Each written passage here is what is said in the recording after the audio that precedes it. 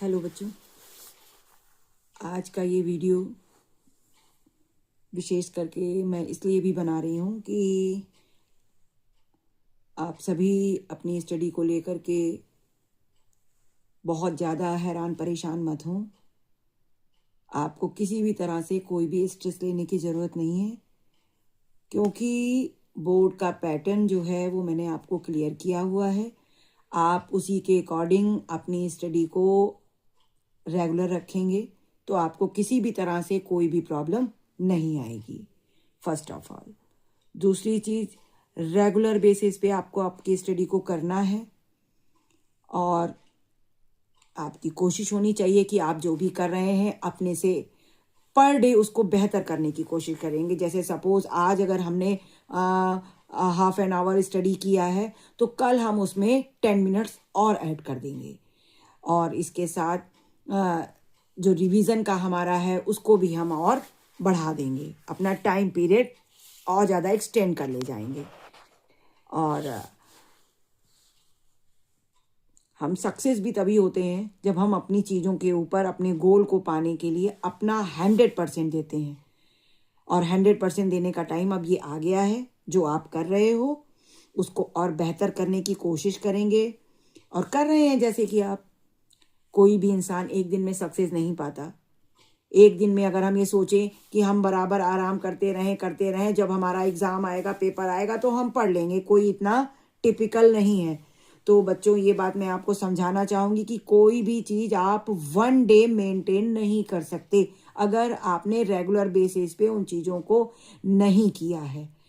तो ये सबसे ज़रूरी चीज़ रहेगी आपके लिए भी, क्योंकि किसी भी चीज़ को या कोई भी सब्जेक्ट या कोई भी टॉपिक जो भी है, अगर हम उसको रिवाइज नहीं करेंगे तो एक दिन में तो उसको हम रिवाइज कर भी नहीं पाएंगे कि हम उसको तुरंत करके और फौरन समझ जाएं कि हाँ भाई अब ये हमारा ओके हो जाएगा। तो इसके लिए हमको अपना प्रॉपर टाइम देना ही है। और सबसे इम्पॉर्टेंट चीज़ ये कि हमको अपने टॉपिक से भटकना नहीं है। हमारा एम, हमारा गोल जो इतने सालों का था उसको अब प्रूव करने का टाइम आ गया है। तो प्रूव करने के लिए हमको अब लग जाना है, क्योंकि हमारे पीछे कितने लोग हमारे साथ हैं, कितने लोगों का आशीर्वाद हमारे साथ चल रहा है, कितने लोगों की उम्मीदें हमारे साथ लगी हुई हैं। उन सब की उम्मीदों को और साथ में आपकी अपनी मेहनत को, जो पीछे आपने नर्सरी से अप टू अभी तक की, उसको प्रूव करने का टाइम अब आ गया है। तो आप सबको अपनी स्टडी में पूरी तरह से लग जाना है। वो आपने देखा होगा कि घोड़े को जब आप देखते हैं रोड पे दौड़ता है तो उसकी आंखों के दोनों तरफ एक ऐसे बांध दिया जाता है।